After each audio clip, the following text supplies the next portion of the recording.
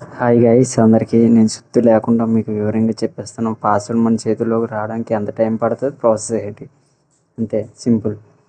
మనం పాస్వర్డ్ మన దగ్గర రావాలంటే ముందు మీ మీద కేసులు ఏమి ఉండకూడదు. అర్థమవుతుందా?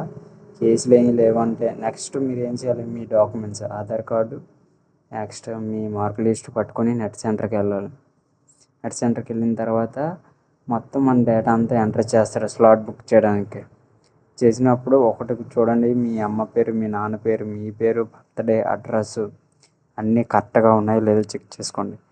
ఒకవేళ రాంగ్ అయితే మాత్రం మీకు పాస్పోర్ట్ ఆఫీస్లోకి వెళ్ళిన తర్వాత మళ్ళీ వెనక్కి పంపించేస్తారు. ఆధార్ కార్డులో కానీ ఎక్కడైనా కానీ కరెక్ట్గా లేకపోతే మీరు చేంజ్ చేయించుకోండి. మీ స్టడీలో ఎలా ఉందో అలాగా. అర్థమవుతుంది. ఆ తర్వాత స్లాట్ బుక్ చేసుకోండి. ఓకే, మాకు అన్నీ పర్ఫెక్ట్గా ఉన్నాయి. తర్వాత నెక్స్ట్ ఏంటంటే మీ ఆఫీస్లోకి వెళ్ళిన తర్వాత అన్నీ పర్ఫెక్ట్గా ఉంటే మిమ్మల్ని ఫొటోస్, ఫింగర్స్ తీసుకుంటారు. నెక్స్ట్ మనం పుట్టుమచ్చలు అవి ఉంటాయి కదా, మన 10th స్టడీలో ఇస్తారు అవి. అప్పుడు మనం ఏం చెప్పామో అవే చెప్పాలి. అవి చెప్తేనే మనకి ప్రాసెస్. అవే చెప్పమంటారులే వాళ్ళు కూడా. అయిపోద్దా? పుట్టుమచ్చలు కూడా చెప్పేస్తామా? మన పాస్పోర్ట్ ఆఫీసర్ మనకి చెప్తారు. మనకి ఈ ఈ ఏంటంటే పోలీస్ కాల్ చేసి ఈ టైంలో మీకు పోలీస్ కాల్ చేస్తారు, మీరు అప్పుడు వెళ్ళాలి అని. అప్పుడు మన డాక్యుమెంట్స్, మనం ఏదైతే పాస్పోర్ట్ అప్లై చేసామో ఆ డాక్యుమెంట్స్ పట్టుకెళ్తే సరిపోదు.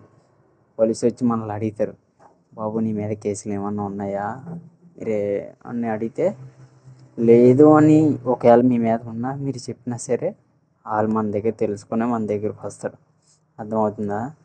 నెక్స్ట్ పోలీస్ దగ్గర సైన్ పెట్టించుకుని అయిపోద్దా?